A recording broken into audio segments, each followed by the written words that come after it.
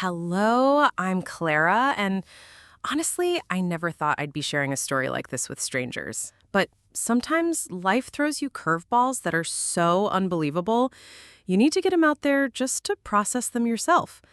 I'm 29, a high school English teacher, and until recently, I thought I had my life mapped out perfectly. I married Daniel just 8 months ago, and let me tell you, it felt like everything was finally falling into place. We'd been together since college, and after years of long-distance relationships, shared apartments, and figuring out our careers, we were finally ready to build something permanent together. Daniel works in finance, and I absolutely love teaching. There's something magical about watching teenagers discover Shakespeare or finally understand symbolism in literature. It's demanding work, but it fills my soul in a way I never expected.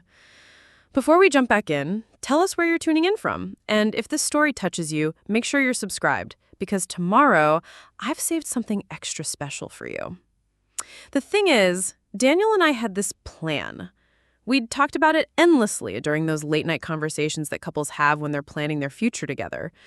We wanted to wait at least 3 years before having children. I was finally hitting my stride as a teacher, and Daniel was up for a promotion that could really set us up financially. We both agreed that being intentional about timing would give us the best foundation for our future family.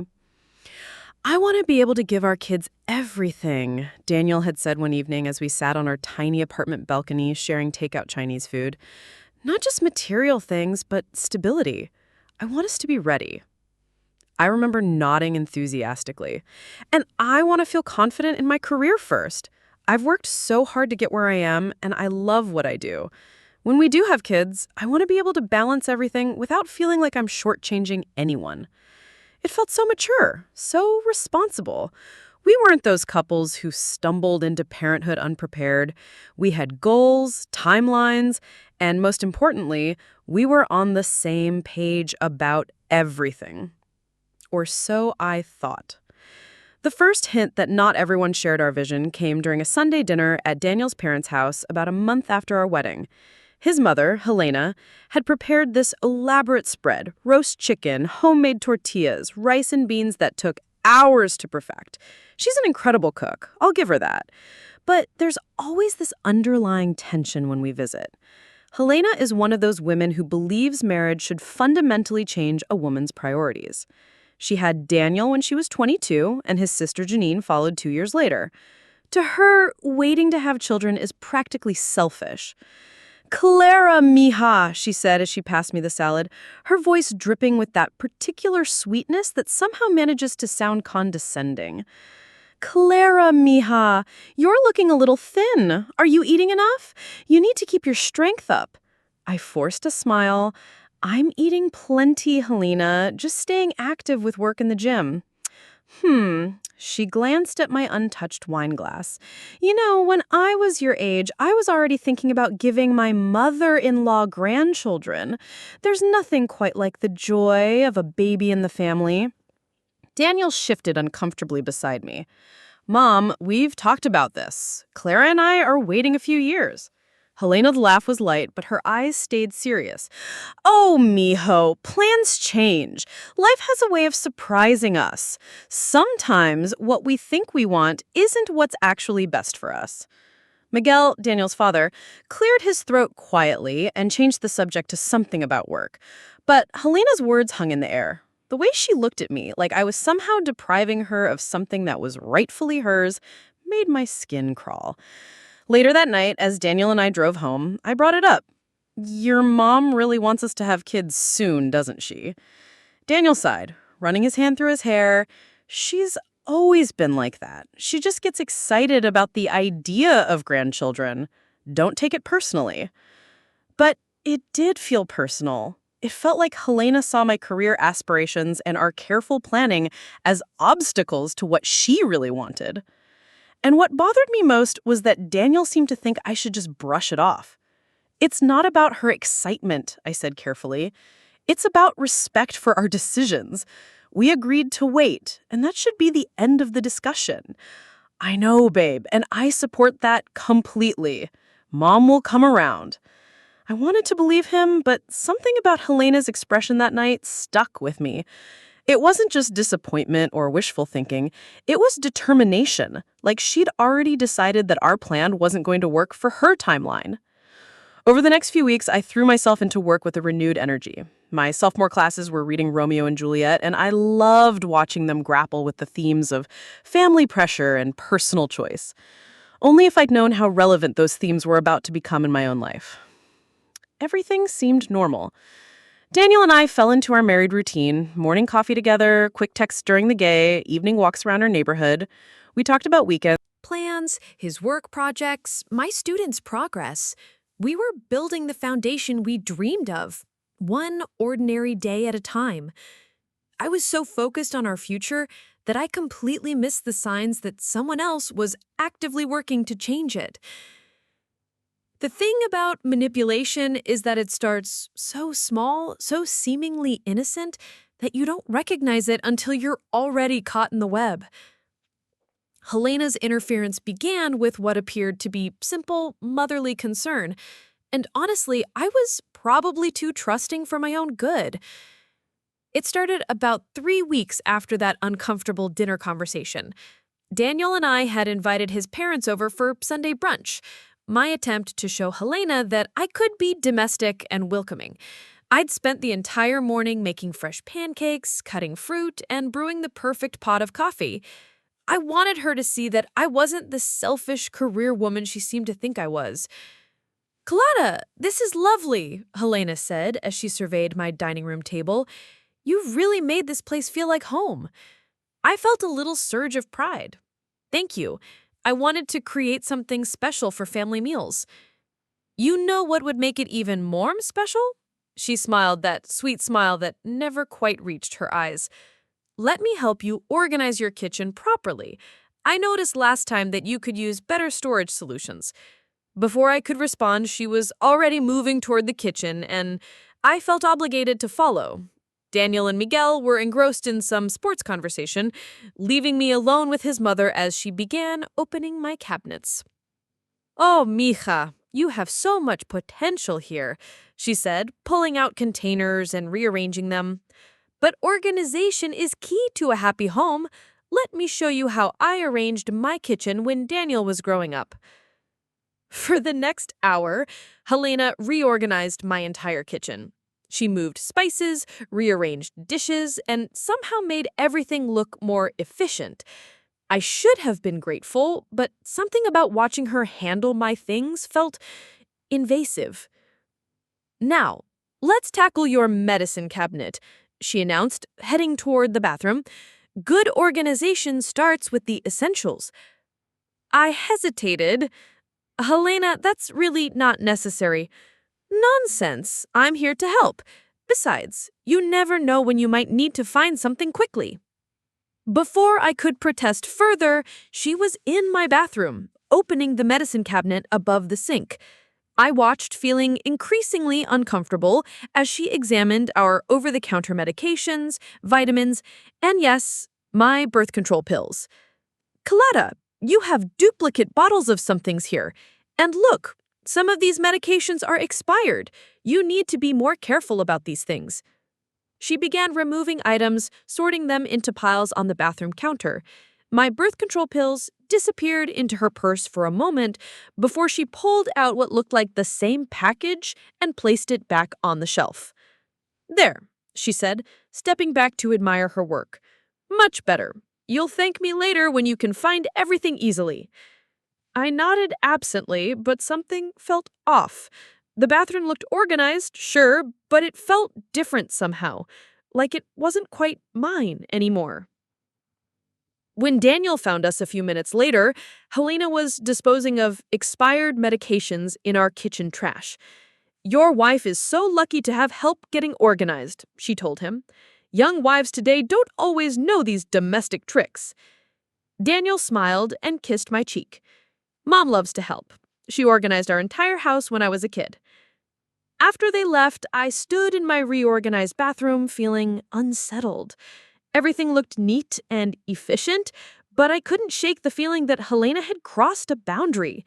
She'd touched my most personal items, made decisions about my belongings without asking, and somehow made me feel like a guest in my own home. I found Miguel alone in the kitchen while Helena was saying goodbye to Daniel. Miguel, I said quietly, does Helena always reorganize other people's homes like this? He looked at me with an expression I couldn't quite read, part sympathy, part warning. Helena likes things done her way, he said carefully.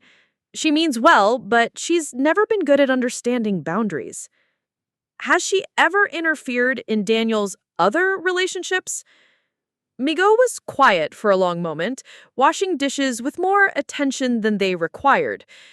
He finally said, Helena has very strong opinions about what's best for her children. She's not always subtle about making sure things go according to her vision. Before I could ask what he meant, Helena returned, all smiles and energy. Clara, darling, next time I'll help you organize your bedroom closet. You have such beautiful clothes, but they'd look even better with proper organization. As they left, Helena hugged me tight. Remember, mija, I'm here to help you become the wife Daniel deserves. We're family now. That night, as I got ready for bed, I opened the medicine cabinet to take my birth control pill. The package looked exactly the same as always, but something nagged at me. Had the pills looked slightly different before? Was the packaging positioned differently on the shelf? I shook my head, telling myself I was being paranoid. Helena could be overbearing, but she was just trying to help in her own way. Daniel had grown up with her constant reorganizing and turned out fine. But as I swallowed my pill that night, I couldn't escape the feeling that something fundamental had changed in my home, something I couldn't quite identify, but that would soon turn my carefully planned life upside down. About 2 weeks after Helena's helpful reorganization session, I started feeling off. At first, I chalked it up to the stress of midterm season. My students were anxious about their upcoming exams, and I was staying late every day grading essays and preparing review sessions. Teaching can be emotionally and physically draining, especially when you care as much as I do. The fatigue hit me first. I'd always been a morning person, someone who bounced out of bed ready to tackle the day. But suddenly, I was dragging myself through my alarm clock, needing 2 cups of coffee just to feel human. Daniel noticed before I did. Babe, you've been sleeping until the very last minute this week, he said one morning as I rushed around getting ready for work. Are you feeling okay? Just tired from work, I mumbled, grabbing a granola bar for breakfast instead of my usual yogurt and fruit. Midterm season, you know? But it wasn't just tiredness.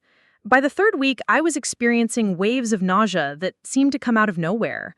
I'd be in the middle of discussing symbolism in The Great Gatsby with my AP class when suddenly I'd need to excuse myself to the bathroom. My students started looking at me with concern. Ms. Ramirez, are you getting sick? My student Ashley asked after I'd rushed out of class for the 2nd time in a week. I'm fine, sweetie. Just a little stomach bug. Nothing to worry about. But I was starting to worry. The nausea was different from anything I had experienced before. Not quite like food poisoning or the flu, but persistent and unpredictable. And it was always worse in the mornings. I called my best friend Leanie during my lunch break on Thursday, hoping she might have some insight. Girl, you sound awful, she said as soon as she heard my voice. What's going on? I don't know. I've been exhausted for weeks, and now I'm getting nauseous randomly. Maybe I picked up some bug from my students. Leanie was quiet for a moment. We'd been friends since college, and she knew me better than almost anyone. Clara, when was your last period? The question caught me off guard. What? I don't know. Why? Just think about it. With all the stress and being tired, when was the last time you actually paid attention to your cycle? I tried to remember, but honestly, with birth control pills, my periods had always been light and predictable. Had I been paying attention? I think maybe 3 weeks ago? But Leanie, I'm on the pill. There's no way I could be pregnant. I'm not saying you are, she said gently, but these symptoms, maybe you should just take a test to rule it out. Then you can focus on figuring out what's actually wrong. After we hung up, I sat in my empty classroom feeling shaken. The idea hadn't even occurred to me because Daniel and I had been so careful. I took my pill every night like clockwork. We'd never had any scares, never been careless. The thought of pregnancy now, when we'd planned to wait, felt impossible. That evening at dinner with Daniel's family, another weekly tradition Helena insisted on, I could barely touch my food. The smell of Helena's usually delicious cooking made my stomach churn. "Clara, mija, you're not eating," Helena observed, her voice filled with what sounded like concern but felt like scrutiny. "You've seemed a little off lately. Are you taking care of yourself?" "I think I might be coming down with something," I said, pushing rice around on my plate. "Just not very hungry." Helena's eyes lit up with an expression I couldn't quite read. You know, when I was pregnant with Daniel, I couldn't eat anything for the first few months. The smell of certain foods just made me sick. "Mom," Daniel said quickly, "Clara isn't pregnant. She's probably just stressed from work."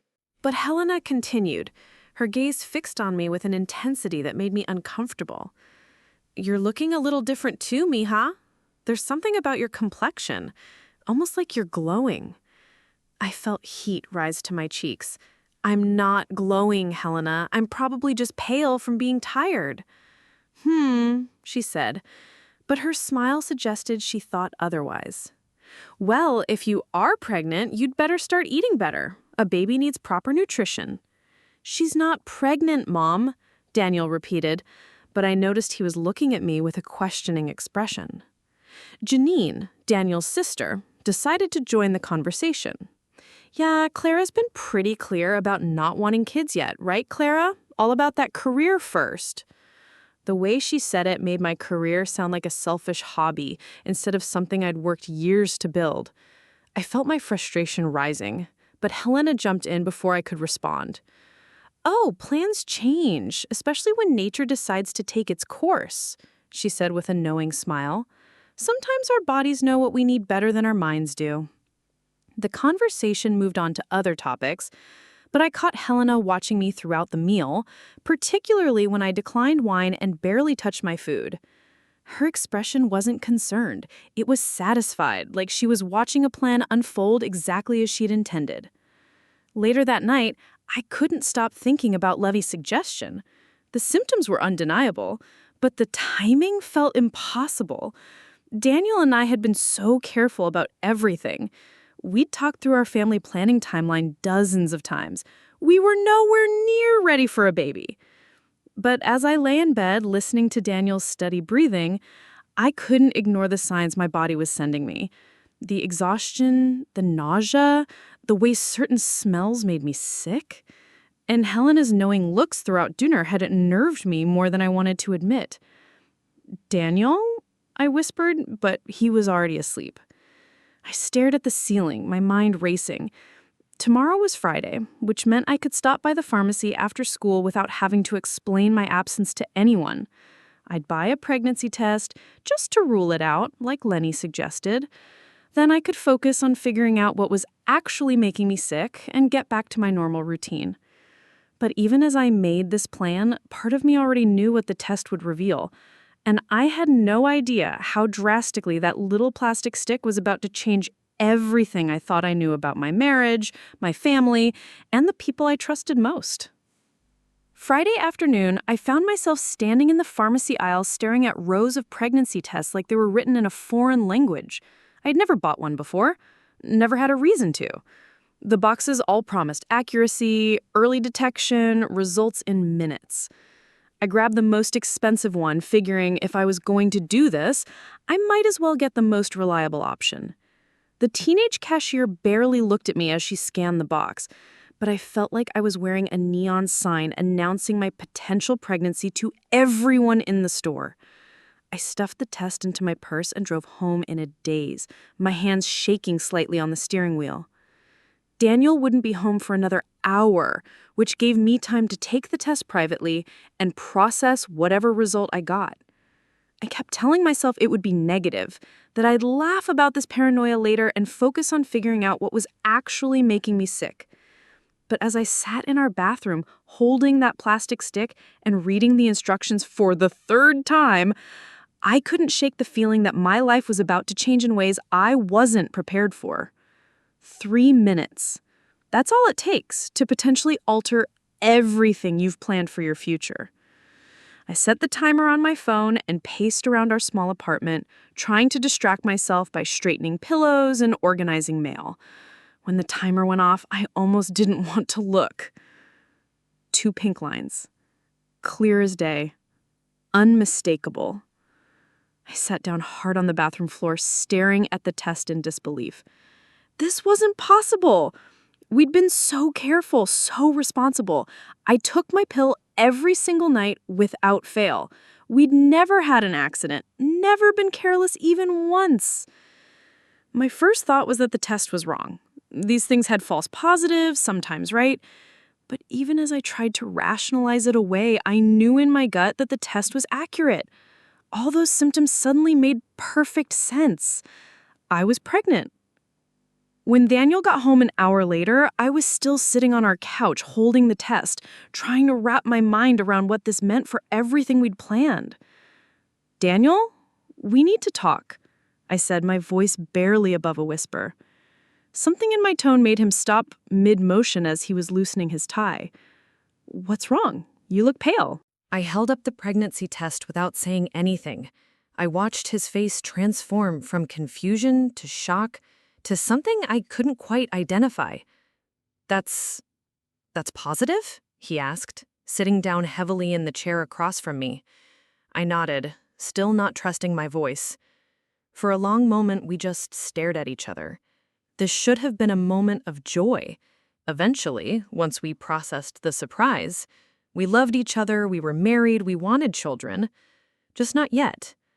But instead of excitement or even concern about timing, Daniel's expression grew troubled. "Clara," he said slowly, "how is this possible? You take your pills every night. I see you take them." "I know," I said, my voice stronger now.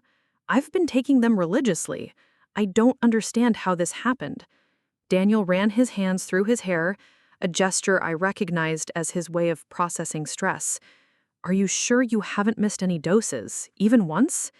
The question hit me like a slap. "Are you seriously asking me if I forgot to take my birth control?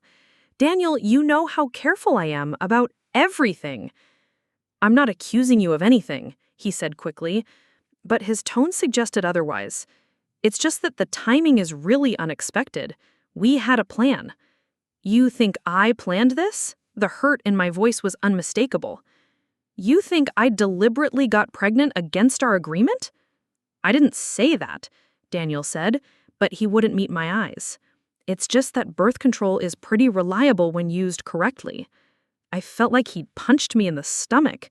This man, who claimed to know me better than anyone, was questioning my honesty about something so fundamental to our relationship. "Daniel, look at me," I said firmly. "I did not stop taking my pills. I did not sabotage our birth control. I am just as shocked by this as you are."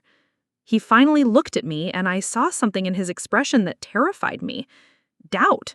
Real, genuine doubt about whether I was telling him the truth. "Okay," he said finally. "Okay, if you say you didn't stop taking them, then I believe you." But his words sounded hollow, like he was saying what he thought he should say rather than what he actually felt. And for the first time in our relationship, I felt a crack in the foundation of trust we'd built together. "We should probably make a doctor's appointment," I said, trying to focus on practical next steps, confirm the pregnancy, and figure out timing. Daniel nodded absently. "Yeah, that makes sense. And we should probably tell our family soon." The thought of telling Helena filled me with dread. I could already picture her reaction. The satisfied smile, the knowing looks, the sense that somehow she'd been proven right about our timeline being wrong. That night, we lay in bed in awkward silence. Daniel kept his distance, and I found myself wondering if this pregnancy would bring us together or drive us apart. I'd always imagined sharing the news of our first child would be one of the happiest moments of our marriage. Instead, it felt like the beginning of something uncertain and frightening. As I finally drifted off to sleep, I couldn't stop thinking about Daniel's questions, his doubt, the way he'd looked at me like I might be capable of deceiving him about something so important. I didn't know it yet, but his suspicion was exactly what Helena had been counting on. By Sunday, I still hadn't figured out how to tell our families about the pregnancy. Daniel and I had been tiptoeing around each other all weekend, both of us processing the news in our own ways. The joy I'd expected to feel was overshadowed by his obvious doubt and my own confusion about how this had happened. But Helena made the decision for us. We were barely through the front door of his parents' house when she took one look at me and smiled knowingly. Clara, mija, you're positively glowing today. And Daniel, you look like a man with news to share. I felt my cheeks burn. How could she possibly know? We hadn't told anyone yet, and I certainly wasn't showing. Mom, Daniel said uncomfortably, we actually do have something to tell everyone. Miguel looked up from his newspaper and Janine paused in setting the table. The whole family was suddenly focused on us with an intensity that made me want to disappear. Clara's pregnant, Daniel said simply. The reaction was immediate and chaotic. Miguel broke into a huge grin and pulled me into a warm hug. Congratulations, mija! This is wonderful news! But Helena's response was what really caught my attention. Instead of surprise or excitement, she looked triumphant, like she'd been expecting this announcement. I knew it, she exclaimed, clapping her hands together. I could tell last week during dinner. A mother knows these things. Janine's reaction was colder. Wow, that was fast, she said, her voice dripping with implications. Didn't you just get married 8 months ago? And weren't you two planning to wait? I felt Daniel tense beside me. Plans change, he said. But his tone was defensive rather than happy. Helena moved closer, placing her hands on my shoulders with possessive familiarity. This is such a blessing, Clara. Babies come when they're meant to come, regardless of our little plans and schedules. The way she said little plans made our careful family planning sound naive and unimportant. I tried to smile, but something about her satisfaction unsettled me. How far along are you? Janine pressed, and I realized she was doing math in her head. Because if you just found out and you got married in January, we're still early, I said quickly. We haven't even seen a doctor yet. Well, you need to start taking better care of yourself immediately, Helena said, already switching into controlling mode. No more of that diet food you eat. A baby needs proper nutrition, and you'll need to quit drinking coffee, start taking vitamins. She continued listing everything I needed to change about my lifestyle, as if I were incapable of managing my own pregnancy. But it was her knowing tone that bothered me most, like she'd been preparing for this conversation. After dinner, while the men watched football, I found myself cornered in the kitchen with Helena and Janine. I was trying to help with dishes, but Helena kept pushing me toward a chair. Pregnant women shouldn't be on their feet unnecessarily, she said firmly.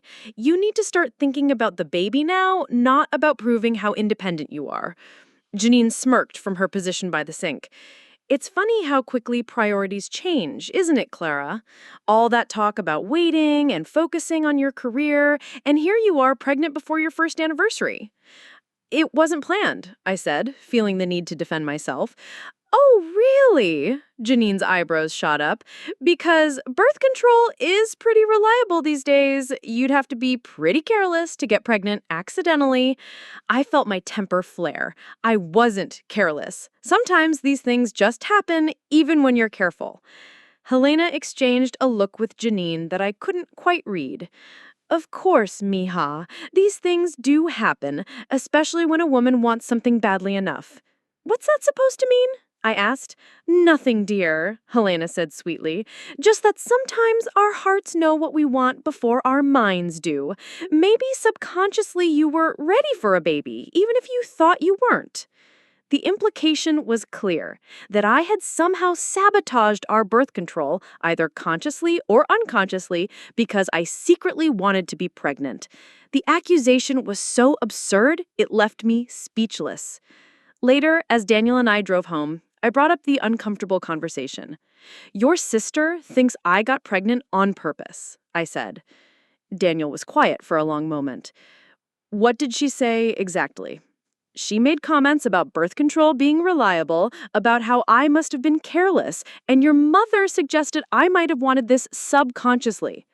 They're just processing the news, Daniel said, but he didn't sound convinced. Everyone's surprised because we'd been so clear about waiting.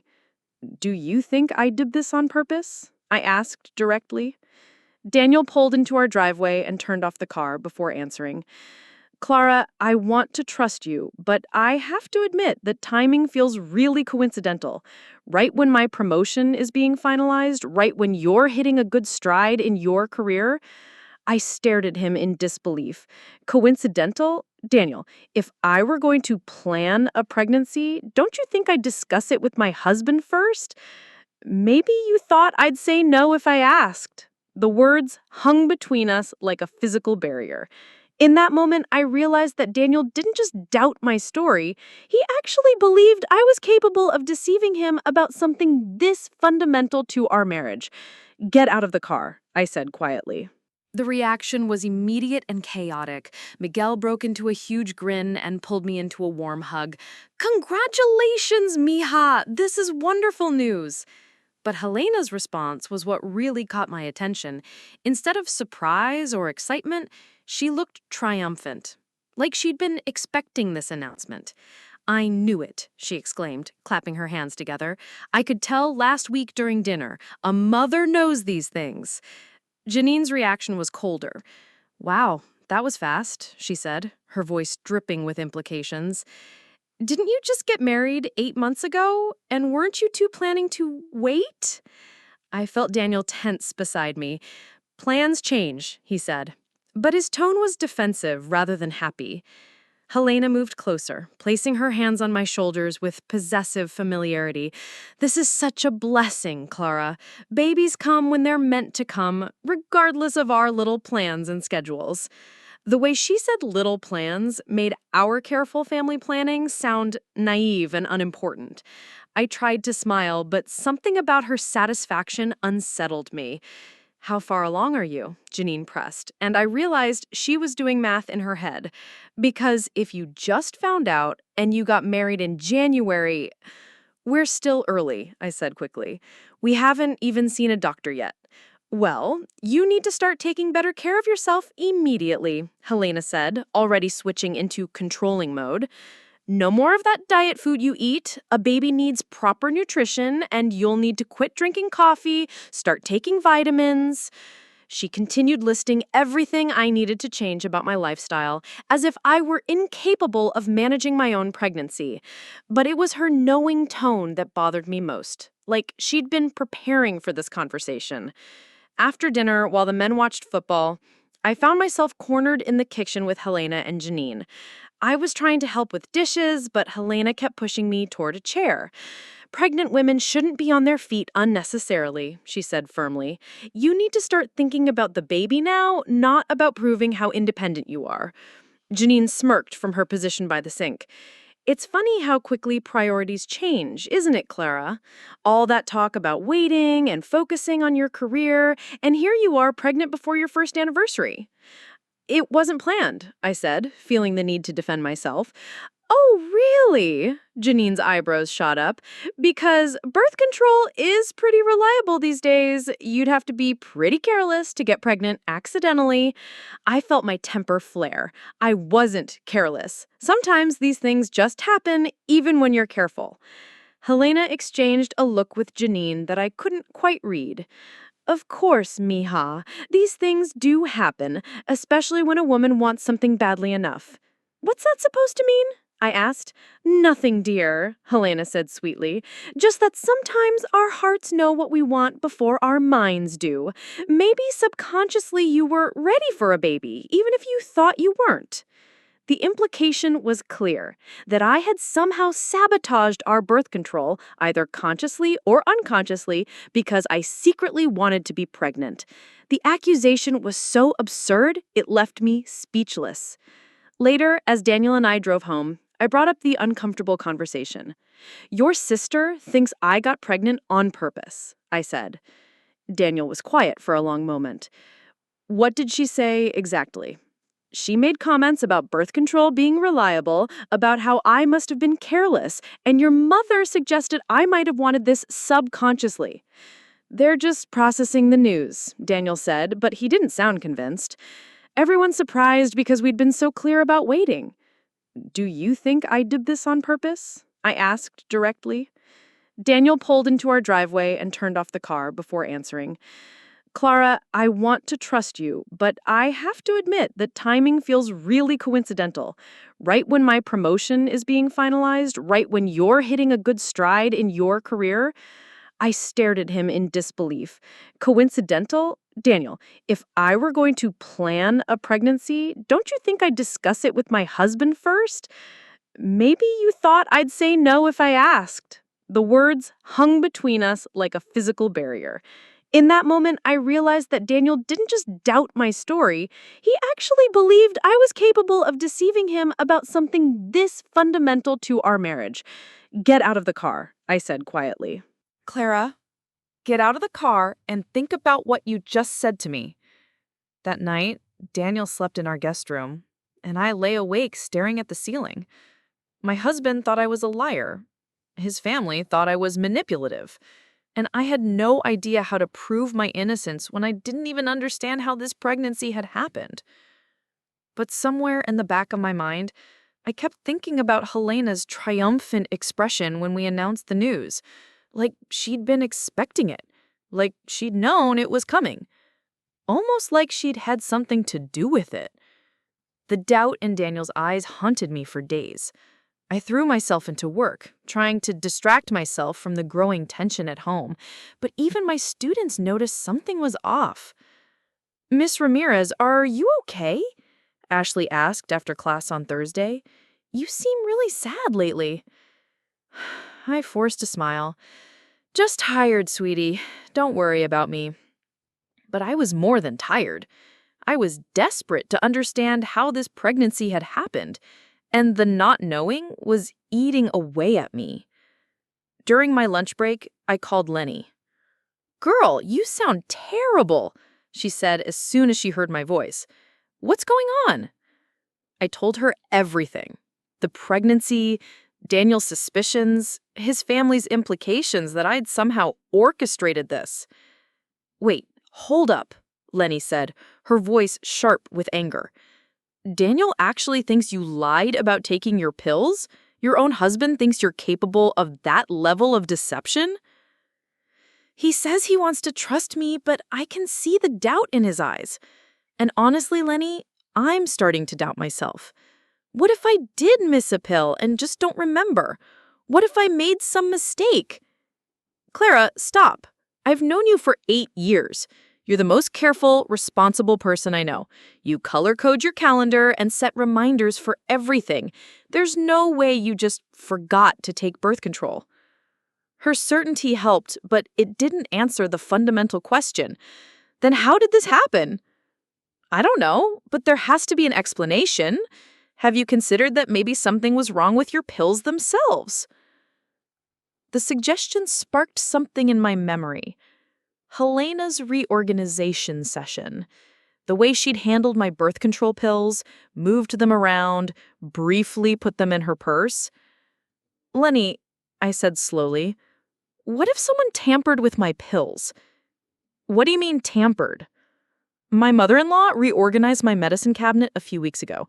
She had access to everything, including my birth control." Lenny was quiet for a moment. "Clara, that's a serious accusation. Do you really think Helena would do something like that?"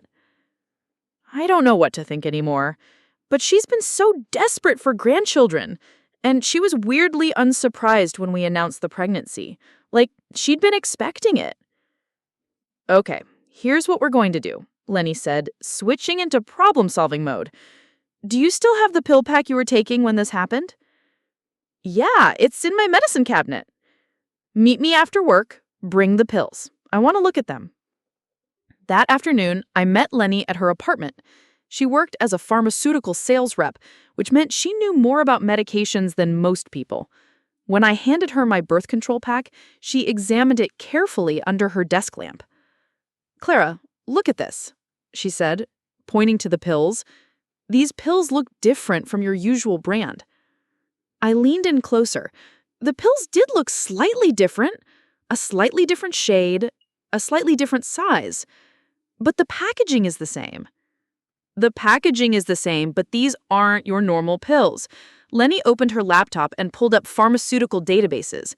Your prescription is for a specific generic brand, but these pills don't match the manufacturer's specifications.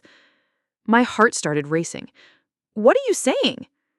I'm saying these aren't birth control pills at all. They look like vitamins or placebo pills. Someone switched out your actual birth control. The room seemed to spin around me. Are you sure? I'm sure enough that we need to get these tested. I know a lab that can verify what these pills actually contain. Clara, if someone deliberately switched Birth control pills? That's not just manipulation, that's assault. It's a violation of your body and your consent. I thought about Helena's satisfied expression when we announced the pregnancy. The way she'd said, "Babies come when they're meant to come." Her insistence on reorganizing my medicine cabinet. I need proof before I accuse anyone, I said. Daniel barely believes me as it is.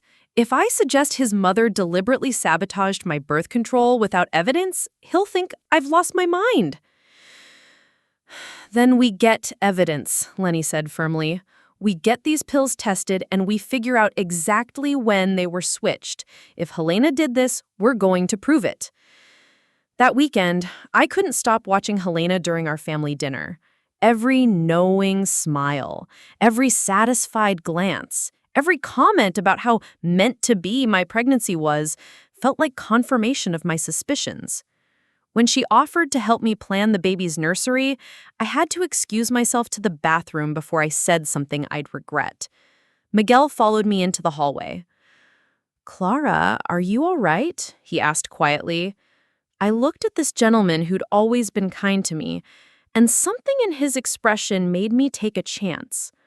"Miguel, has Helena ever interfered in family planning before?" His face changed, becoming guarded. "What do you mean?"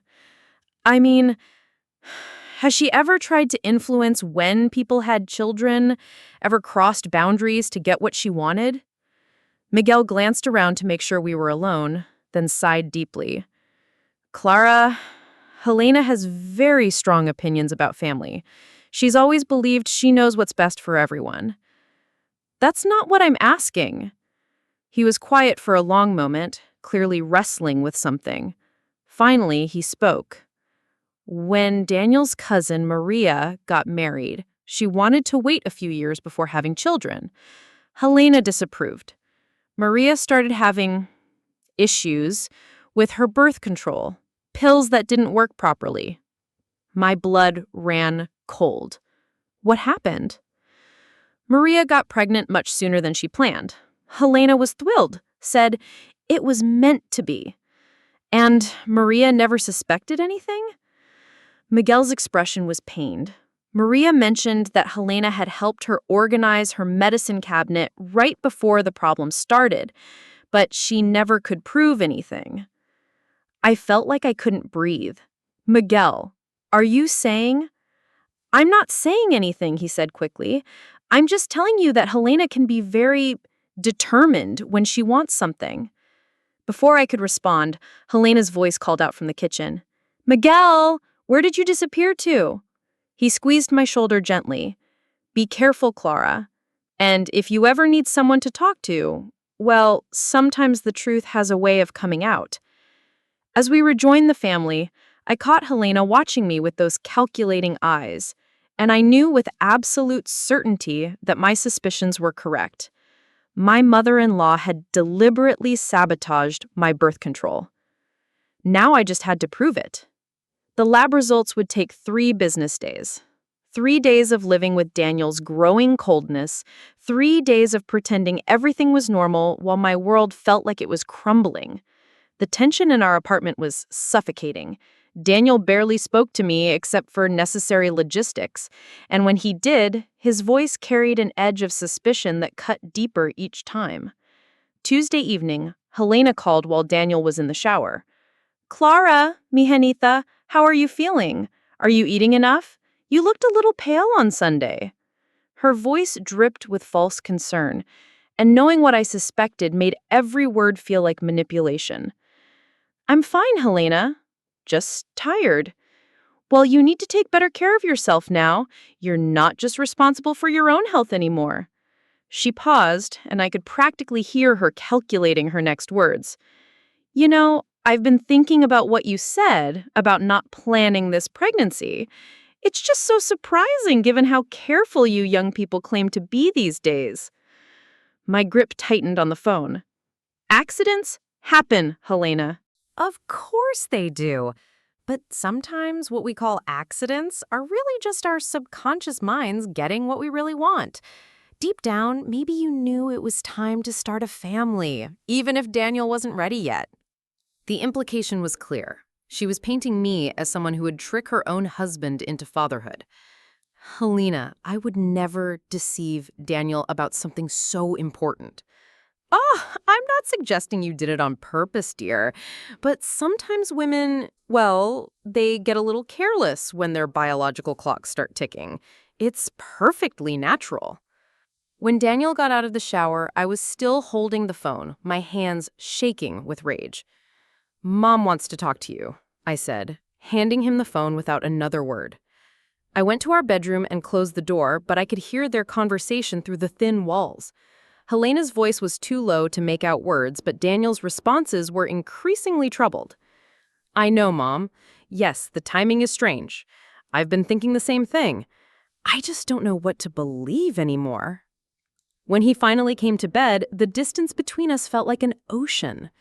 What did your mother say to you? I asked. Daniel was quiet for a long moment, staring at the ceiling. She's just concerned about us, about making sure we're being honest with each other. What's that supposed to mean? Clara, you have to understand how this looks. We had a very clear plan. You were adamant about waiting, and then suddenly you're pregnant and you claim you don't know how it happened.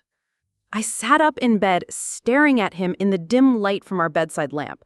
I'm not claiming anything. I'm telling you the truth. But apparently, my word isn't enough for my own husband. It's not that simple. It is exactly that simple. Either you trust me or you don't. And clearly, you don't. Daniel finally looked at me, and I saw something in his expression that terrified me. Not just doubt, but resignation. Like he'd already decided I was lying and was just waiting for me to confess. I want to trust you, but I don't understand how this happened if you were really being careful. So you'd rather believe I'm a liar than admit you don't have all the answers? I'd rather understand how my wife got pregnant when we both agreed we weren't ready for children. The way he said, my wife, like the title itself was in question, made something inside me break. I got out of bed and started pulling clothes from our dresser. Where are you going? Daniel asked. To Lenny's, since you clearly don't want me here. Clara, don't be dramatic. Dramatic? I turned to face him, my voice rising. My husband thinks I'm a liar, and my mother-in-law is spreading rumors that I trapped you into fatherhood.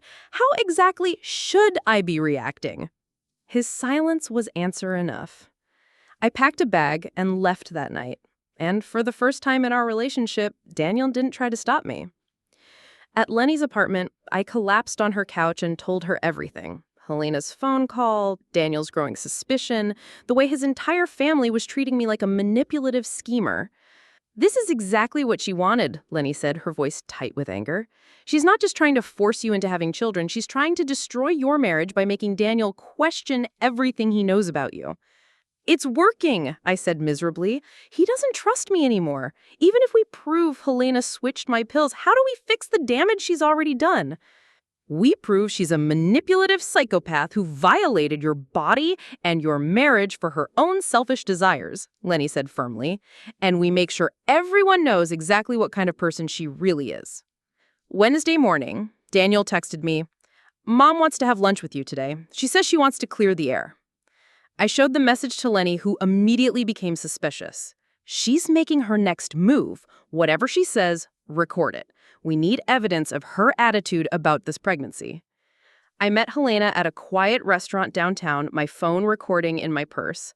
She was already seated when I arrived, looking perfectly put together in a way that somehow made me feel disheveled and emotional. Clara, mija, "You look terrible," she said with mock concern. "Pregnancy shouldn't be this stressful. Are you taking your vitamins?" "I'm fine, Helena. Daniel said you wanted to talk." She leaned forward, her expression shifting to something that might have looked like maternal concern to an outside observer. "I'm worried about you and Daniel. This pregnancy has put such strain on your marriage." "The pregnancy isn't the problem, Helena. The problem is that Daniel doesn't trust me." "Well, can you blame him? You have to admit the timing is very convenient. Just when he's up for his big promotion, just when you could use the financial security." I stared at her, amazed by her boldness. "You think I got pregnant for financial reasons?" "I think young women sometimes make choices they don't fully understand the consequences of. Maybe you didn't consciously decide to stop taking your pills, but subconsciously." "I didn't stop taking my pills, Helena." Her smile was patronizing. "Of course not, dear, but pills can fail, especially if someone isn't taking them properly, or if someone forgets doses, or if someone wants them to fail." The last part was said so quietly, so sweetly, that I almost missed the malice behind it. But I heard it, and my phone heard it too. "What are you really saying, Helena?" She sat back, looking satisfied.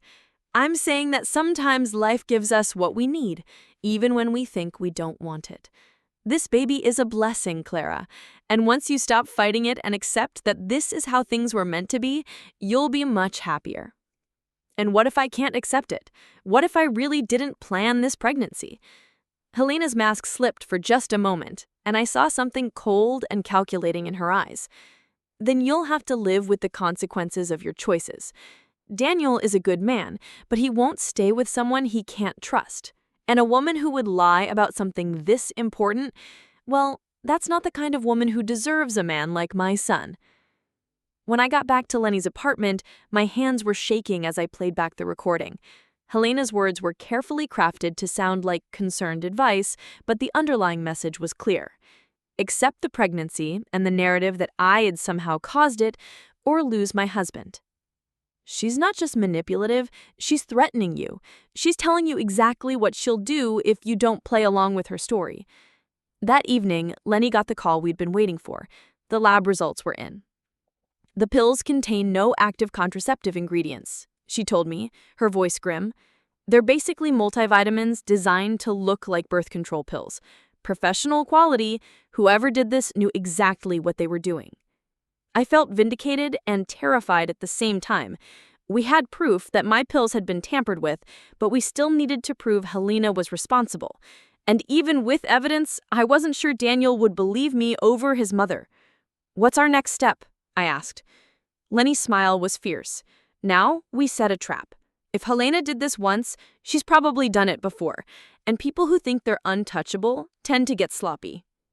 As we planned our next move, I realized that proving Helena's guilt was half the battle. The real question was whether my marriage could survive the revelation that Daniel's mother had orchestrated this entire nightmare, and whether Daniel himself could live with the knowledge that he'd chosen to believe his manipulative mother over the woman he claimed to love. Friday morning brought the proof we needed, but not in the way I expected. Lenny had spent the week researching pharmaceutical fraud and tampering cases, building a strategy to expose Helena, but it was Dr. Patel, my family physician, who provided the final piece of evidence. "Ms. Ramirez," Dr. Patel said as I sat in his office for my first prenatal appointment, "I've reviewed your medical history and the lab results from your birth control pills. What I'm seeing is very concerning." I'd brought Lenny with me for support, and she squeezed my hand as Dr. Patel continued. "The pills you've been taking contain no active contraceptive ingredients. They appeared to be specially manufactured to look identical to your prescribed medication, but they're essentially placebos. This isn't a manufacturing error or a pharmacy mistake. This is deliberate substitution." Dr. Patel documented everything in my medical record and provided me with a formal report that could be used as evidence. As we left his office, I felt a mix of triumph and dread. We had proof, but now I had to decide what to do with it. "You have to tell Daniel," Lenny said as we sat in her car outside the medical building. "He deserves to know that his mother violated both of you. What if he doesn't believe it? What if he thinks I somehow orchestrated this to frame Helena?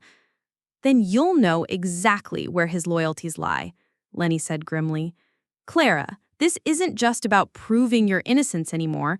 This is about protecting yourself and your baby from a woman who thinks she has the right to control your reproductive choices. That afternoon, I went back to our apartment while Daniel was at work. I needed to gather more of my things, but I also wanted to see if I could find any other evidence of Helena's interference. As I was packing clothes, I heard a key in the front door. Daniel walked in, looking surprised to see me. I didn't know you were coming by. I needed some things, I said, gesturing to my suitcase, and I wanted to talk to you. Clara, if this is about my mother's lunch with you, she told me what happened. She's just trying to help us work through this. I stared at him, wondering what version of our conversation Helena had shared. What exactly did she tell you? That you're having a hard time accepting the pregnancy and that you're looking for someone to blame for what happened. She's worried about your mental state. The manipulation was breathtaking. Helena had twisted our conversation to make me sound unstable while positioning herself as the concerned mother-in-law. Daniel, I have something to show you, I said, pulling out Dr. Patel's report and the lab results. I watched his face as he read through the documentation. Confusion, then shock, then something that might have been the beginning of understanding. These pills, they're not birth control? They're placebos. Someone deliberately switched my medication with fake pills designed to look identical to the real ones. Daniel sat down heavily on our couch, the paper still in his hands. But who would do something like that? And why? Before I could answer, we heard Helena's voice in the hallway talking to someone on her phone. She had a key to our apartment, something I'd never been comfortable with, but Daniel had insisted was normal for family. I know, but sometimes you have to take matters into your own hands. Clara will thank me eventually when she sees how perfect this baby is. She walked into our apartment, still on the phone, not immediately noticing that we were both sitting there, listening to her conversation. The pills worked exactly as planned. She never suspected a thing, and now Daniel is starting to see what kind of person he really married, someone who would lie about something this important. Helena finally looked up and saw us. Her face went white, but she quickly tried to recover. Daniel, mijo, I didn't know you were home. I was just coming to check on Clara's vitamins, make sure she's taking proper care of herself. Mom, Daniel said quietly, his voice barely controlled. What pills were you just talking about? What do you mean, dear? I was talking to Mrs. Rodriguez about her garden. She's having trouble with vitamin deficiencies in her plants. But Lenny had taught me to be prepared for this moment. I pulled out my phone and played the recording from our lunch, Helena's voice filling the apartment with her thinly veiled threats and implications. You'll have to live with the consequences of your choices. A woman who would lie about something this important? That's not the kind of woman who deserves a man like my son. The color drained completely from Daniel's face as he looked between the medical evidence in his hands and his mother standing in our doorway. Mom, Daniel said, his voice getting stronger, did you switch Clara's birth control pills? Helena's mask finally slipped completely. Gone was the sweet, concerned mother-in-law, replaced by someone cold and calculating. I did what was best for this family, she said defiantly. You two were wasting your fertile years on some childish timeline. Babies don't come when it's convenient. They come when God wants them to come. You had no right, Daniel said, standing up. Mom, do you understand what you've done? You violated Clara's body. You destroyed our trust. You manipulated both of us. I gave you a gift, Helena snapped. That baby is exactly what you need, whether you're smart enough to realize it or not. And if Clara was really the right woman for you, she would have been honest about wanting children instead of pretending to be some career-focused feminist. I felt like I was watching Daniel see his mother clearly for the first time. The woman who had raised him, who he trusted and defended, had deliberately sabotaged our marriage for her own desires. Get out, Daniel said quietly. Daniel, you don't mean that. Get out of our apartment, give me your key, and don't come back until you're ready to acknowledge what you've done. Helena looked genuinely shocked that her son was choosing me over her. She tried one more manipulation. If you do this, if you choose her lies over family, you'll regret it. That baby might not even be yours, you know. Women who lie about birth control? Get out, Daniel roared, and I'd never heard him raise his voice like that before. Helena left, but not before turning to me with pure hatred in her eyes. This isn't over, Clara. Family is forever, and I'm her mother. He'll forgive me long before he forgives you for turning him against his own blood. After she left, Daniel and I sat in silence for a long time. The truth was finally out, but instead of relief, I felt exhausted and heartbroken. The damage Helena had done to our marriage felt irreparable. Clara, Daniel said finally, his voice broken, I'm so sorry. I should have believed you. I should have protected you from her. I looked at my husband, really looked at him, and realized that while the truth had vindicated me, it couldn't erase the weeks of doubt, suspicion, and emotional abandonment that I had endured. I know you're sorry, Daniel, but when I needed you most, you chose to believe the worst about me. You let your mother convince you that I was capable of lying and manipulating you about something this fundamental to our relationship. I was confused, scared. So was I. But I never stopped believing in you, in us. You gave up on me the moment things got complicated. The evidence was clear, Helena's guilt was undeniable, but the real question remained. Could our marriage survive the revelation that when it mattered most, Daniel hadn't been strong enough to trust the woman he'd promised to love and protect? As we sat there surrounded by the wreckage of everything we'd thought we knew about our family, I realized that proving Helena's manipulation was only the beginning. The hardest part would be deciding whether love was enough to rebuild what betrayal had destroyed. The next week was a blur of difficult conversations, legal consultations, and family drama that I never could have imagined. Daniel was trying to process the reality of his mother's betrayal while dealing with his own guilt about doubting me. But for me, the damage felt deeper than Helena's manipulation. It was about the fundamental trust that had been broken between Daniel and I. Dr. Patel had recommended we speak with the police about filing charges. What your mother-in-law did constitutes assault, the detective told us during our meeting. Tampering with medication, especially birth control, is a serious crime. It's a violation of bodily autonomy. But pursuing legal action meant making this family nightmare public, and Daniel was struggling with the idea of his mother facing criminal charges. I know what she did was wrong, he said, as we sat in our car after meeting with the detective. But she's still my mother. Maybe we can handle this within the family. I stared at him, feeling that familiar frustration rising. Daniel, she didn't just interfere with our family planning. She violated my body, destroyed our trust, and then spent weeks letting me think I was going crazy while you questioned my honesty. This isn't something we handle with a family conversation. I just need time to process this. It's hard to reconcile the mother who raised me with someone capable of this level of manipulation.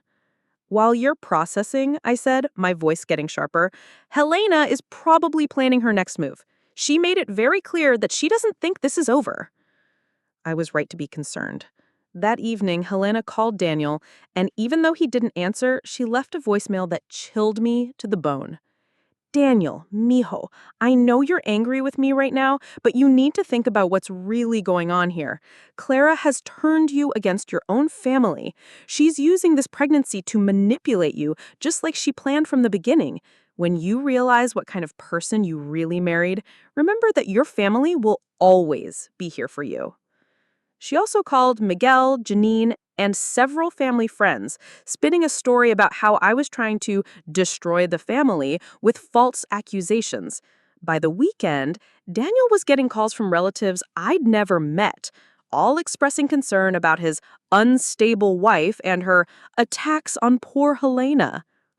She's launching a full-scale campaign against me, I told Lenny as we sat in her kitchen planning our next move. She's making herself the victim and me the villain. Which is exactly why you need to file charges, Lainey said firmly. People like Helena count on their victims staying quiet. The only way to stop her is to make her face real consequences. But when I brought this up to Daniel, he resisted again. Maybe we should try family counseling first or mediation. I just don't want to destroy our entire family over this. I looked at my husband, this man I'd loved for years, and realized he still didn't fully understand what Helena had done to us. Daniel, she already destroyed our family the moment she decided my reproductive choices were hers to control. She violated the most intimate part of our marriage and then sat back and watched us tear each other apart. I know, but no, I interrupted. There are no buts here. Your mother committed a crime against me, against us, and against this baby. And your response is to worry about protecting her from the consequences of her actions. That night, Helena made her boldest move yet. She showed up at our apartment with Miguel and Janine, demanding a family meeting to work things out. Clara, mija, she said, her voice dripping with false sweetness. I think there's been a misunderstanding about what happened with your pills. A misunderstanding? Helena, we have lab results proving you switched my birth control with placebos. Well, maybe there was some confusion when I was helping organize your medicine cabinet. Maybe some pills got mixed up accidentally. Accidentally? I felt my temper explode. You just admitted on a recorded phone call that the pills worked exactly as planned. Helena's expression hardened. I admit no such thing. And any recording you claim to have would be illegal anyway. I never consented to being recorded. Janine jumped in, supporting her mother. This is exactly what we were afraid of. Clara's so desperate to avoid responsibility for her own choices that she's making up elaborate conspiracy theories. Miguel looked uncomfortable but said nothing, and I realized he would never stand up to Helena no matter what he knew to be true. Daniel, Helena said, turning to her son with tears in her eyes, you have to see what's happening here. Clara is trying to turn you against your own family. She's using this pregnancy to control you, to isolate you from the people who really love you. I watched Daniel's face as his mother spoke, and I saw the internal battle playing out. Part of him knew she was guilty, but a lifetime of conditioning made it almost impossible for him to fully turn against her. Mom, we have medical evidence, he started. Medical evidence that can be interpreted many ways. But what can't be disputed is how Clara has handled the situation. Instead of coming to family first, she's threatening police, lawyers, criminal charges. Is that the behavior of someone who wants to work things out? It's the behavior of someone who wants justice and protection from further manipulation. Helena's mask slipped again, and I saw the cold calculation beneath. Justice? Clara, you got exactly what you wanted. A baby and a husband who's wrapped around your finger. What more justice do you need? In that moment, I realized something that changed everything. Helena genuinely believed I should be grateful for what she'd done. In her mind, she'd given me a gift, and my anger was proof of my selfishness and ingratitude. Everyone needs to leave, I said quietly, now. Clara, Daniel started. No, Daniel, I'm done. I'm done with family meetings and mediation and trying to find a way to make peace with someone who violated my body and thinks I should thank her for it. I looked at Helena directly. You're going to face charges for what you did. And if you come near me or contact me again, I'll file for a restraining order. Helena's composure finally cracked completely. You little bitch, she snarled. You think you can destroy this family and get away with it? Daniel will come to his senses eventually, and when he does, you'll be nothing but a bad memory. Mom! Daniel finally found his voice. That's enough. Get out. After they left, Daniel and I stood in our apartment facing each other across what felt like an unbridgeable divide. I can't do this anymore, I said quietly. Clara, please. I know this is hard, but we can work through it. We can go to counseling, figure out how to move forward. Daniel, your mother committed a crime against me, and your first instinct was to protect her from consequences. Even now, Even after everything she's said and done, you're still trying to find a way to preserve your relationship with her. She's my mother. And I'm your wife. Or I was supposed to be. But when I needed you to choose me, to protect me, to believe in me, you failed. You let your mother's manipulation come between us, and now you want to find a way to forgive her and move on like nothing happened. Daniel's face crumbled. What are you saying? I'm saying I'm filing charges against Helena tomorrow, and I'm filing for divorce. The words hung in the air between us, final and devastating. Daniel looked like I'd physically struck him. Clara, you can't mean that. We love each other. We're having a baby together. I do love you, I said, tears streaming down my face. But love isn't enough to fix what's been broken here. You showed me that when the chips are down, you'll choose your family's comfort over my safety and well-being. And I can't raise a child in a marriage where I'm not truly protected and trusted. As I packed my bags that night, Daniel sat on our bed, watching me with devastation in his eyes. But he didn't fight my decision, and that told me everything I needed to know. Some betrayals cut too deep to heal, and some trusts, once broken, can never be fully repaired. I was choosing to protect myself and my baby, even if it meant walking away from the man I'd thought was my forever. 2 years later, I'm watching my daughter Sophia blow out the candles on her second birthday cake, surrounded by the family I chose, Lenny, my parents, and friends who celebrate our strength rather than question my choices. Helena was convicted of reckless endangerment and medication tampering. She received probation and a restraining order, but more importantly, she lost the control she'd wielded over her family for decades. Daniel and I finalized our divorce 6 months after Sophia was born. He pays support and sees her every other weekend, but we're better as co-parents than we ever were as spouses. Miguel visits sometimes, apologizing repeatedly for his silence. I should have warned you, he says each time. I've forgiven him. He was another victim of Helena's manipulation. Daniel's learning to set boundaries with his mother, but that's his journey now, not mine. I've built a life where my choices are respected, where my daughter will grow up seeing a mother who refused to accept violations disguised as love. Sometimes people ask if I regret fighting back, if the price was too high. I look at Sophia, happy, healthy, surrounded by people who truly support us, and I know I made the right choice. Some battles are worth fighting, even when they cost everything you thought you wanted, especially then.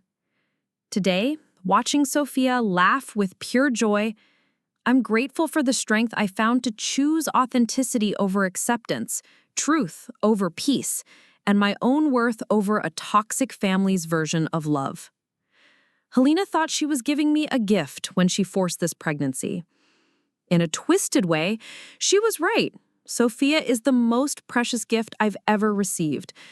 But the real gift was learning that I had the courage to protect both of us from anyone who would try to control our lives. I'm no longer the woman who would silently accept manipulation for the sake of keeping peace. I'm the mother who will teach her daughter that her body, her choices, and her voice belong to her alone. And that's the greatest victory of all. Up next, you've got 2 more standout stories right on your screen. If this one hit the mark, you won't want to pass these up. Just click and check them out. And don't forget to subscribe and turn on the notification bell so you don't miss any upload from us.